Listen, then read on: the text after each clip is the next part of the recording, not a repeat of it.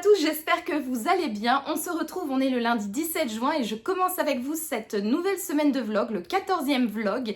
J'espère que vous avez passé un bon week-end. Le mien, oui, comme à chaque fois, il fut bon. Et si vous voulez savoir ce que j'ai fait, je vous invite à aller voir mon précédent vlog dans lequel je vous parle également de ma lecture en cours qui est un roman de R.J. Ellory, Au nord de la frontière, que je lis ici pour une fois sur Kindle, tout simplement parce qu'il s'agit du dernier roman de l'auteur sorti en français qui est donc disponible en grand format aux éditions Sonatine, et je le lis dans le cadre d'un festival littéraire qui s'intitule Étrange Grande et qui se déroulera à Étanges Grande, donc qui est une ville juste au-dessus de Metz, entre Metz et le Luxembourg, les 7 et 8 septembre prochains.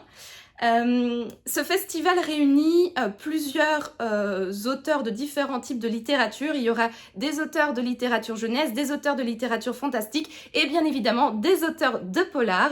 Et donc moi je suis jury pour le prix Étrange Grande pour la catégorie polar. Nous devons lire 5 livres et celui-là c'est le premier que je lis. Je vous mettrai dans ma description le lien du festival pour que vous puissiez aller vous renseigner sur voilà, les modalités, où est-ce qu'il se situe et également les auteurs qui seront présents. En tout cas, je peux déjà vous dire que pour les auteurs du polar, il y a quelques noms bien sympathiques. Donc déjà voilà, le premier R.J. Ellory, mais on pourra également retrouver Marlène Charine, Stéphane Gala ou Céline Dangean. Et le reste des noms, je vous laisserai découvrir la surprise sur le site internet. Sinon, au niveau de cette lecture, j'ai pas grand chose à vous dire en fait parce que je n'ai lu que le premier chapitre, donc voilà, je sais juste que l'on parle de, donc c'est Victor Landis qui est flic et qui est en bisbrouille, en dispute, en froid avec son frère, et un jour on lui téléphone et on lui annonce que son frère est décédé. Alors j'avoue, je ne sais plus s'il est mort ou s'il a été assassiné, mais en tout cas, il sait que son frère est décédé et il est parti dans l'état dans lequel son frère vit et son frère qui est également flic pour identifier le corps. Voilà où j'en suis pour l'instant. Je n'ai pas vraiment d'autre chose à vous dire. Je reviendrai bien évidemment dans les prochains rushs avec un résumé déjà beaucoup plus étoffé et également un avis peut-être un peu plus riche parce que là, après un premier chapitre, j'ai rien en fait à vous dire, mais en tout cas je vais continuer cette lecture ce soir parce que nous sommes lundi et qui dit lundi dit le traditionnel bain avec ma petite routine skincare et moment lecture. Donc je vais bien avancer dans ce livre et je reviendrai plus tard pour vous parler un petit peu plus, de manière un peu plus concrète et sérieuse de ce livre-là. Et donc c'est déjà là-dessus que je vous dis à plus tard.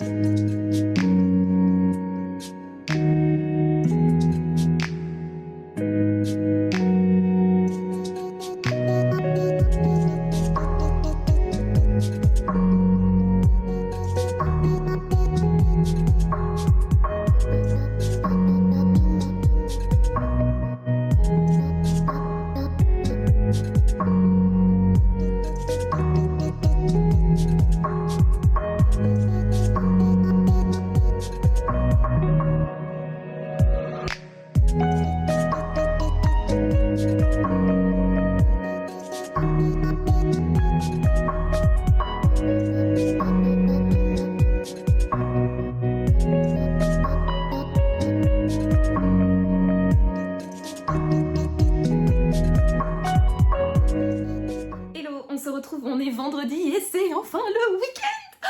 Oh, je suis trop contente. Cette semaine, c'était encore une fois une semaine horrible. Boulot, métro, dodo. En plus, j'avais des examens, donc j'étais un petit peu stressée.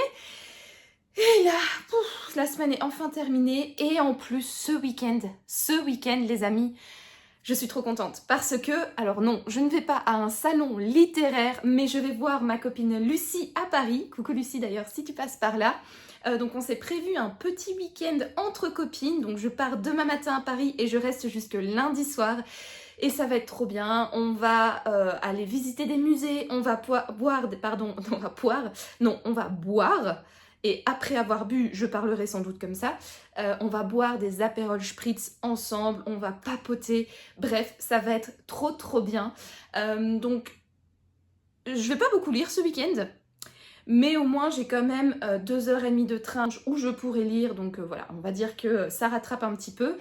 Cela dit, c'est pas trop grave si je lis pas beaucoup ce week-end parce que j'ai pas beaucoup lu cette semaine.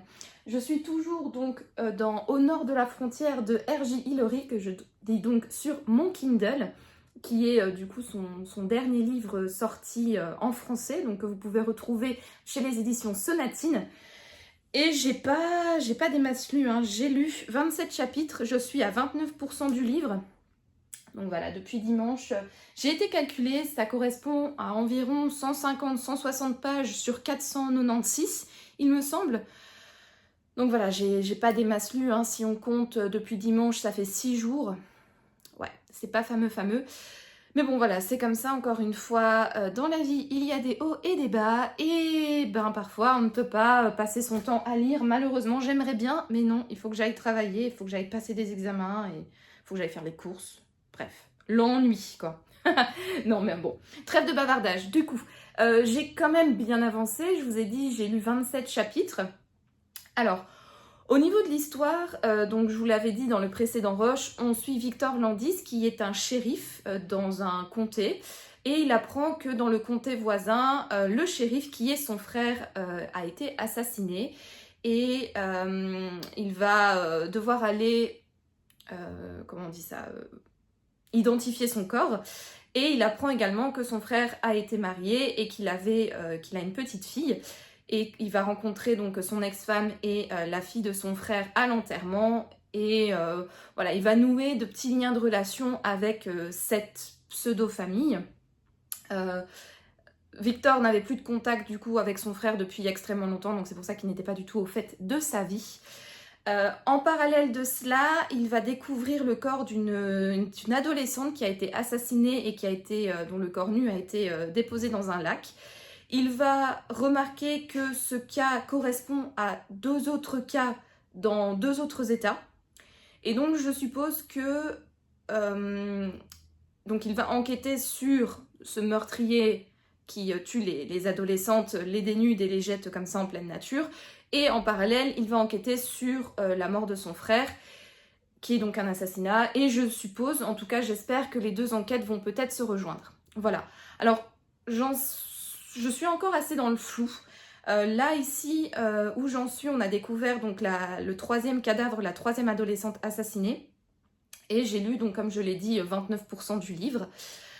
Donc l'histoire se déploie assez lentement, j'ai envie de dire, même si je suis environ donc, de la page 160 sur 490, donc il me reste encore quand même voilà, de quoi faire. Mais l'histoire se déploie très lentement.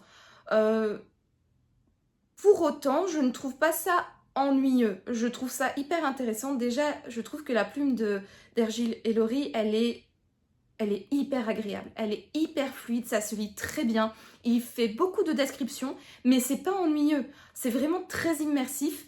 C'est très beau, je trouve, la manière dont il a de décrire les personnes, leurs relations, ce qu'elles peuvent ressentir parfois, et également les paysages de ces comtés. Donc là, on est dans les Appalaches. Dans quel état? Je pense qu'on est près du Tennessee, mais je ne sais pas trop. Mais en tout cas, on est dans le fin fond des États-Unis, quoi. Et je trouve qu'il nous décrit bien en fait cette vie rurale, quelle est la situation d'un shérif dans cet endroit-là. Ce qui me perturbe un petit peu, c'est qu'on ne connaît pas trop l'époque. Alors, je soupçonne que l'on est dans les années fin des années 80, début des années 90, parce que l'une des adolescentes a 16 ans, et il me semble que sur sa cuisse est tatouée sa date de naissance, qui est 1974 si ma mémoire est bonne. Donc 1974 plus 16, si je dis pas de bêtises, ça fait 1990. Donc on doit être dans ces eaux-là. Donc fin des années 80, début des années 90. Mais ça me perturbe parce qu'en fait, il ne dit pas à quelle époque on est. Alors je suppose que c'est pour faire en sorte que l'histoire, voilà, elle soit... comment on dit, pas contemporaine, mais elle soit indémodable. C'est pas le bon mot, mais bon. Voilà, on va dire que l'histoire pourra se lire du coup à chaque instant, il n'y aura pas de problème, Enfin voilà, on peut la resituer dans n'importe quelle époque, quoi. Bref, anyways. Voilà, donc ça me perturbe quand même un petit peu de pas savoir dans quel cadre chronologique on est, parce que du coup, quand ils se déplacent ou quand ils passent des appels, je sais pas si c'est avec le téléphone comme ça ou avec l'iPhone, quand ils font des recherches, est-ce qu'ils doivent téléphoner et mettre, contacter plusieurs personnes pour avoir certaines informations, ou est-ce qu'ils passent par Internet? Voilà, donc ça me perturbe un petit peu, mais je trouve que c'est quand même bien fait parce que je suis dans le flou, donc ça veut dire qu'il n'y a pas d'indice. Il n'y a pas, entre guillemets, vraiment d'indice qui dit que cette enquête se passe à notre époque et pas vraiment d'indice, entre guillemets, qui prouve que ça se passe dans les années 80-90. Voilà, je ne sais pas si vous voyez ce que je veux dire, mais voilà. Je trouve ça d'un côté perturbant, mais d'un autre côté, je trouve ça intéressant de laisser un petit peu le flou autour de cette histoire, bien que, comme je l'ai dit, on peut quand même la replacer dans une époque grâce à certains éléments de l'intrigue. Bref, par rapport à ça. Deuxième chose que j'aime vraiment beaucoup, c'est le traitement des personnages. Je trouve que c'est en tout cas pour l'instant où j'en suis dans l'histoire, je trouve qu'il y a un fil rouge, donc on suit l'enquête, mais on suit également l'évolution du personnage principal, qui est, en tout cas jusqu'à présent, je trouve très intéressante.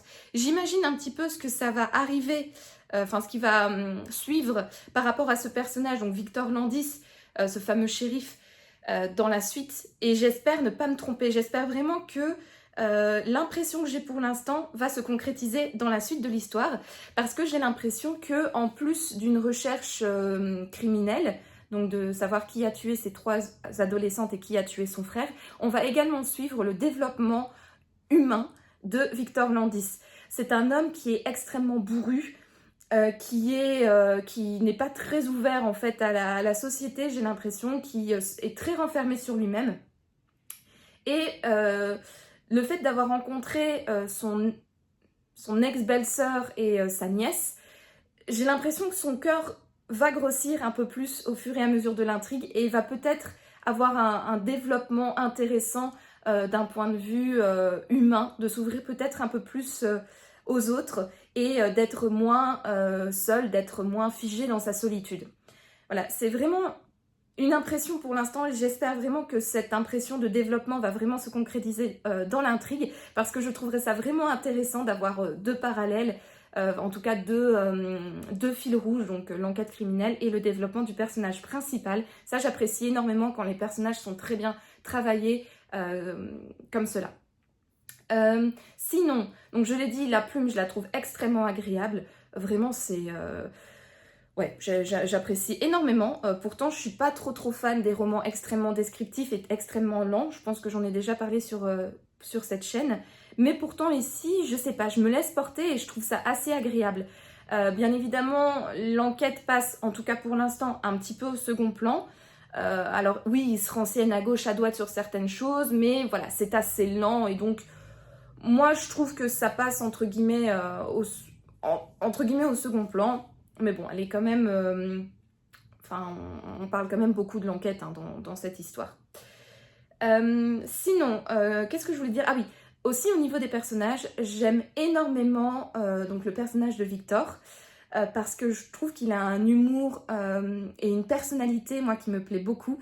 Et il a de la répartie, il a parfois des punchlines qui sortent comme ça à d'autres personnages que j'apprécie énormément. Et j'adore sa relation également avec sa secrétaire, ou en tout cas Barbara, qui est la femme qui travaille avec lui. Il lui délègue toutes les tâches d'appeler, de se renseigner, etc. Donc je ne sais pas si c'est son adjointe, mais en tout cas on va dire que c'est genre sa secrétaire. Et je trouve que la relation entre ces deux-là, elle est extrêmement intéressante et je la trouve vraiment très touchante et également très drôle. Ils ont vraiment une relation un peu de je te taquine, je te rends la taquinerie, quoi. C'est assez sympa à suivre et j'aime vraiment beaucoup. Donc voilà où j'en suis pour ma lecture du coup de Au nord de la frontière de R.J. Ellory. Voilà, j'ai pas grand chose de plus à dire, quoique je pense, 10 minutes, c'est déjà un avis qui est pas mal long pour n'avoir lu que 29% du livre. En tout cas, ce soir, je pense que je vais lire un petit peu, mais demain, je prends le train, donc j'ai 2h30 de train, et je pense que je vais me faire un très grand plaisir de sortir ma Kindle et de lire pour un petit peu rattraper tout le temps de lecture que je n'ai pas eu cette semaine. Et de toute manière, je reviendrai vers vous sans doute, peut-être pas lundi, pour conclure ce vlog et donc vous faire un dernier petit update lecture / peut-être éventuellement, je ne sais pas, peu probable, mais sait-on jamais, avis final sur cette lecture. Comme je vous l'ai dit, donc je vais à Paris ce week-end voir ma copine Lucie. Je reste jusqu'à lundi soir.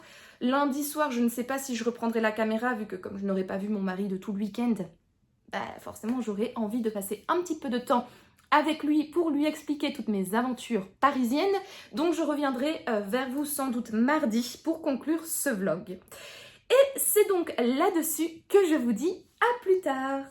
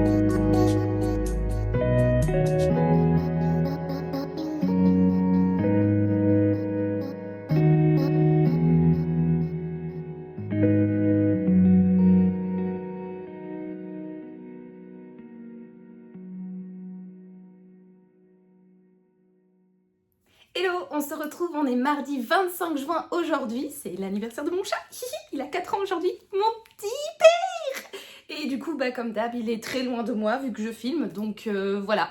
Bref, c'est son anniversaire aujourd'hui, je suis trop contente, mais c'est pas pour ça que je suis venue prendre la caméra aujourd'hui, c'est bien pour clôturer ce 14e vlog. Il me semble qu'on est au 14e, ouais. 14e vlog. Comme je vous l'avais annoncé dans les précédents rushs, j'étais à Paris tout ce week-end, donc samedi, dimanche et lundi. J'ai été voir ma copine Lucie et nous avons passé le week-end ensemble. Et donc c'est pour ça que je viens clôturer tardivement ce vlog. D'habitude je le clôture le dimanche ou le lundi. Bon, cette fois-ci c'est le mardi, mais ce n'est pas grave pour vous en tout cas. J'ai passé un super week-end, on s'est bien amusé avec ma copine, j'ai fait pas mal de shopping samedi pendant qu'elle travaillait et puis ensuite nous sommes allés faire un tour dans le Marais dimanche parce que nous avons été visiter une exposition au musée Cognacq-G. Donc si vous ne connaissez pas le musée Cognacq-G, c'est un tout petit musée dans le Marais, dans le 3e arrondissement, à la rue Elzévir. Et en fait c'est un musée qui est dédié aux objets d'art et aux arts du XVIIIe siècle. Alors en fait ce musée a été créé suite à la donation de, comment il s'appelle, Ernest Cognacq et Marie-Louise G. Donc c'était un couple de comment dire, pas de commerçants, mais en fait c'est eux qui ont fondé la Samaritaine, ces fameux grands bâtiments que l'on peut retrouver sur la rue Rivoli à Paris. Notamment il y a le grand bâtiment de la Samaritaine, le premier bâtiment qui a réouvert en 2021 il me semble, et à l'intérieur vous pouvez retrouver des petits stands comme aux Galeries Lafayette ou au Printemps quoi, donc plein de petites échoppes de marques différentes, parfumerie, maroquinerie, chaussures, vêtements, etc. Et en fait donc c'est les fondateurs de la Samaritaine, ils ont ouvert plusieurs bâtiments dans Paris, les uns à côté des autres. Il y en a un maintenant, il y a un Louis Vuitton dedans, ou en tout cas la marque Louis Vuitton a son siège social ou j'en sais rien, enfin en tout cas un bâtiment dédié à Louis Vuitton et un autre bâtiment encore où là c'est plus des boutiques style Uniqlo, Zara qui y sont au rez-de-chaussée. Bref, tout ça pour dire que en fait ce couple de personnes étaient des grands collectionneurs. Ils adoraient collectionner des objets principalement des petits objets de luxe et des objets très intimistes comme des portraits donc des objets du XVIIIe siècle. Et quand Ernest Cognacq est mort, il a légué sa collection à la ville de Paris et la ville de Paris a décidé de créer un musée, donc le musée Cognacq-G, dans un ancien hôtel particulier en plein cœur du Marais. Et donc voilà, ce musée expose la collection originale du couple Cognacq-G, mais fait également des acquisitions. Donc voilà, les collections, c'est pas juste la collection de ces deux personnes, mais voilà, ils font des nouvelles acquisitions au fur et à mesure des ans. Bref. Et de temps en temps, donc en fait on a une collection normalement permanente, une exposition permanente, et de temps en temps ils font des expositions temporaires et nous avons été voir celle du moment qui s'intitule donc Luxe de poche. J'ai acheté le petit catalogue d'exposition.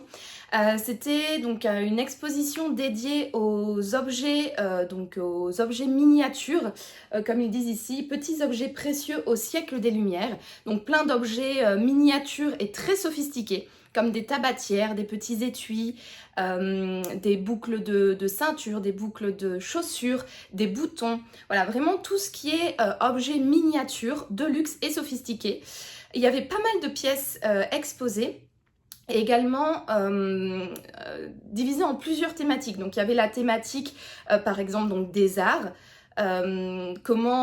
pourquoi et comment ces objets se sont développés au XVIIIe siècle, également un lien par rapport à la mode, donc pourquoi est-ce qu'on utilisait ce type de matérialité, pourquoi est-ce qu'on représentait un chameau, un tatou, un lion, etc. Donc ça lié à la mode, à l'histoire, à l'exotisme.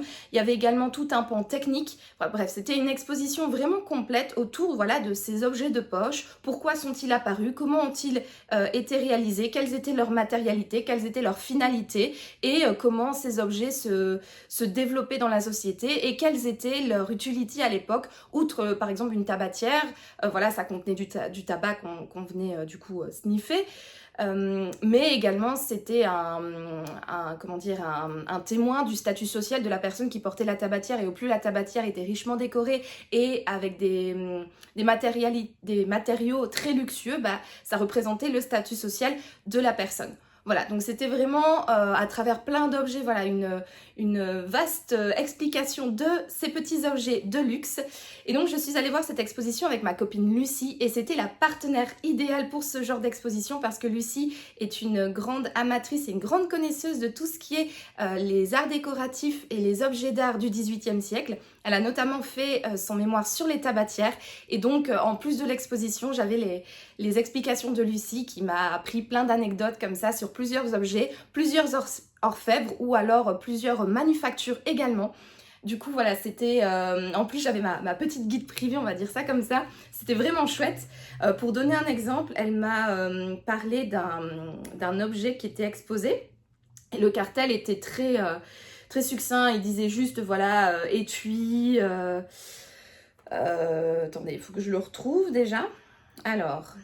À chaque fois que j'ouvre le livre, je tombe dessus. Hein. Bien évidemment, j'ouvre la caméra, je ne le retrouve plus. Ah, voilà. Donc, 40. Donc, vinaigrette en forme de jambe de dame. Voilà, donc ça, c'est le cartel tout simple.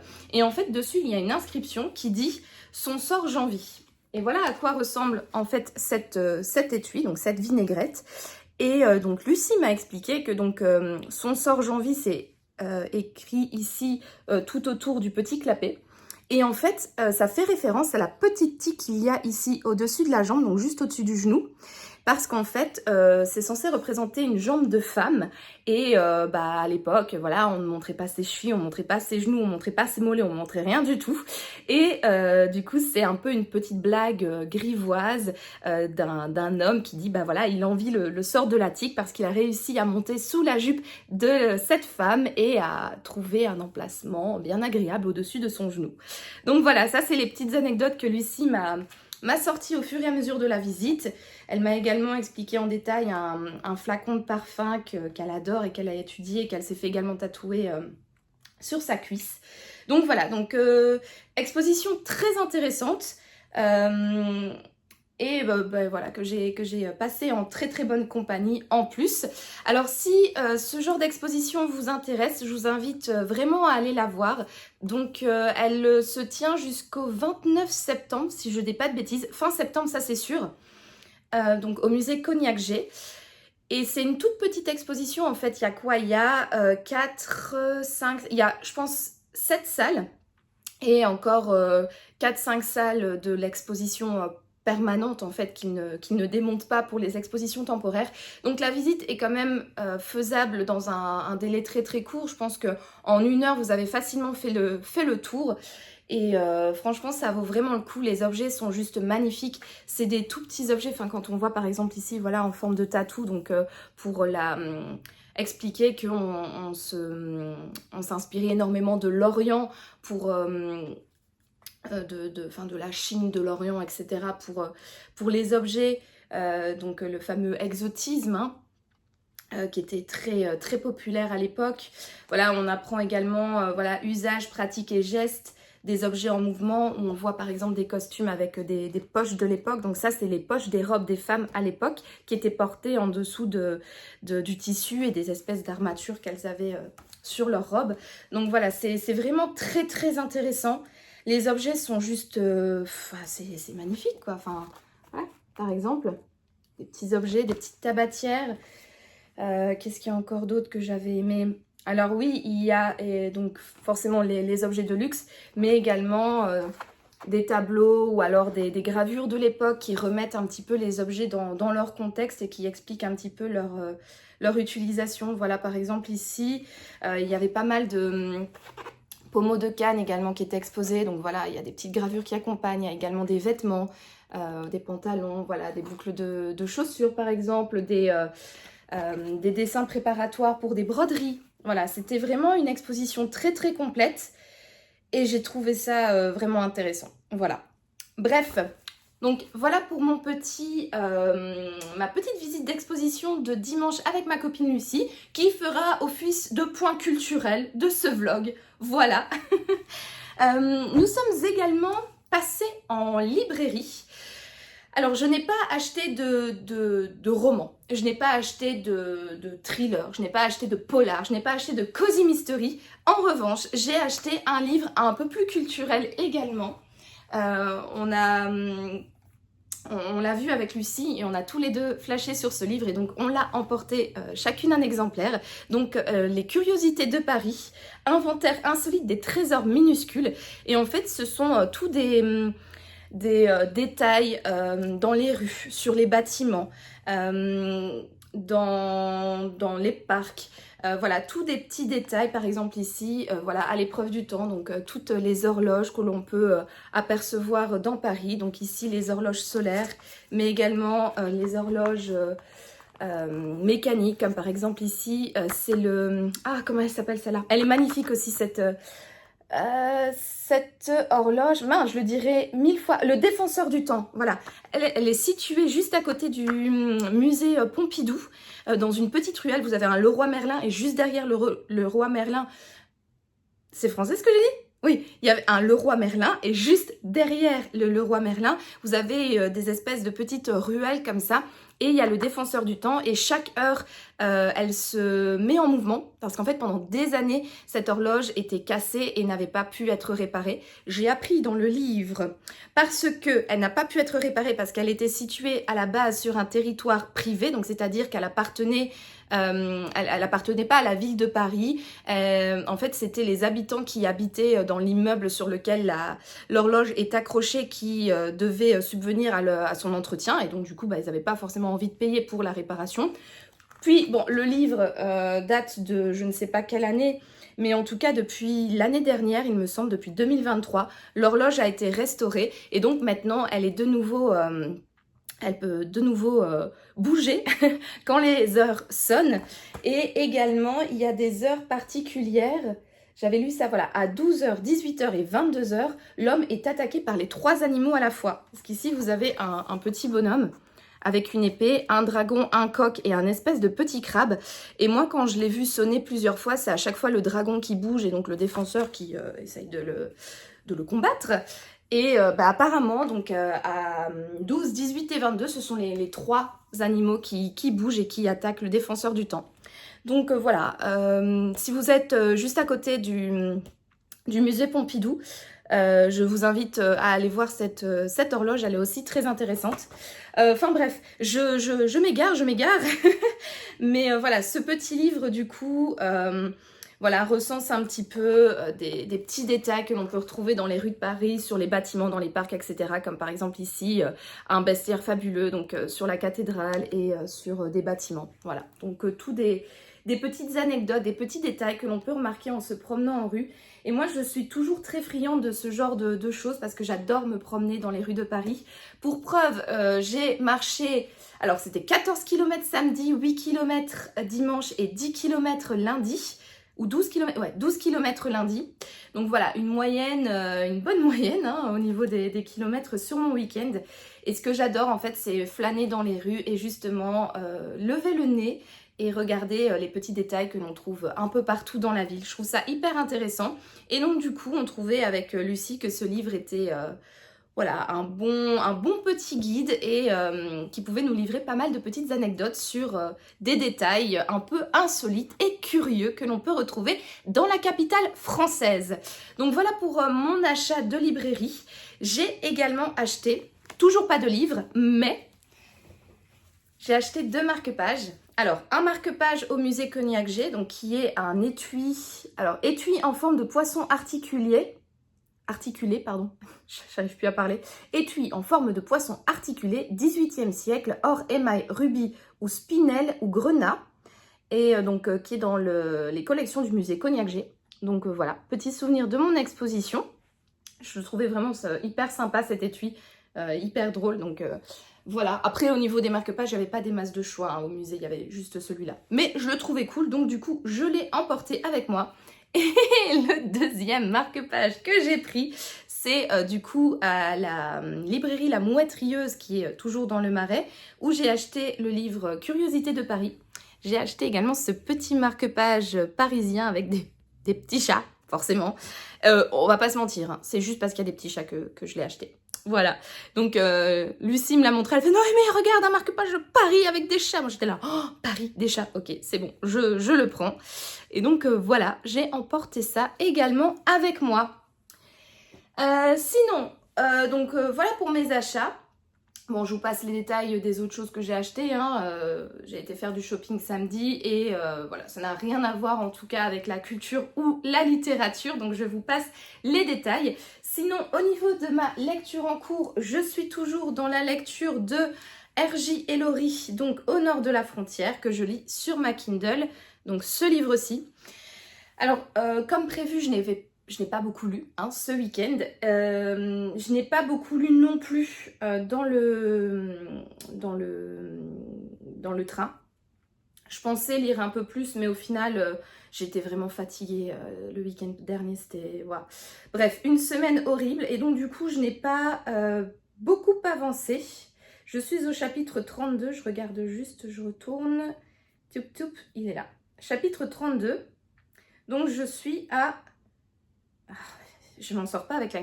On dirait une grand-mère qui s'en sort pas avec la technologie. Non, mais moi, de mon temps, les livres avaient seulement des pages et non un écran et je ne comprends pas. Je ne comprends pas. Restez ici. Oui, allez, voilà. Bref, Mamie Nono donc disait qu'elle était au chapitre 32, c'est-à-dire à 35% du livre. Donc j'ai quand même un peu avancé dans le train, mais pas des masses.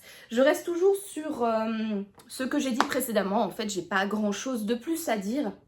Cela dit, l'enquête, j'ai l'impression que maintenant, elle va se déployer un peu plus, ou en tout cas, elle va prendre un nouveau tournant, parce qu'on est arrivé à un stade où... en fait, donc, je vous l'ai dit, il y a 3 cadavres d'adolescentes qui ont été retrouvés dans différents états. Et en fait, ou dans différents comtés. Et donc le shérif a contacté les autres shérifs des états / comtés pour essayer de faire une enquête commune ou en tout cas que l'enquête lui soit confiée. Donc là, il a eu la petite réunion autour d'un barbecue parce que you know we are in America. Donc autour de barbecue et de bonne beer pour discuter du coup de cette enquête. Et les shérifs des autres comtés / états lui ont donné l'autorisation d'enquêter ou en tout cas de se regrouper pour faire cette enquête. Donc je suppose que maintenant l'histoire va prendre un nouveau tournant. Ça va peut-être prendre un peu plus d'ampleur ou en tout cas on va avancer un peu plus rapidement, je suppose, sur l'enquête donc de ces trois adolescentes assassinées. Et en parallèle, on suit toujours donc l'enquête inofficielle de Victor Landis sur le meurtre de son frère. Donc voilà pour ma lecture en cours. Et écoutez, ma foi, je pense que j'ai déjà bien assez blablaté pour cette conclusion de vlog.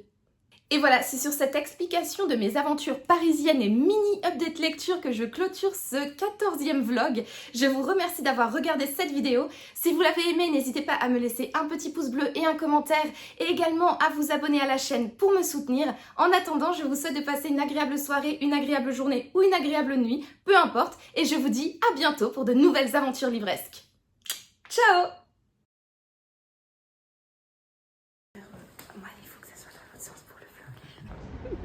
T'as fini, oui.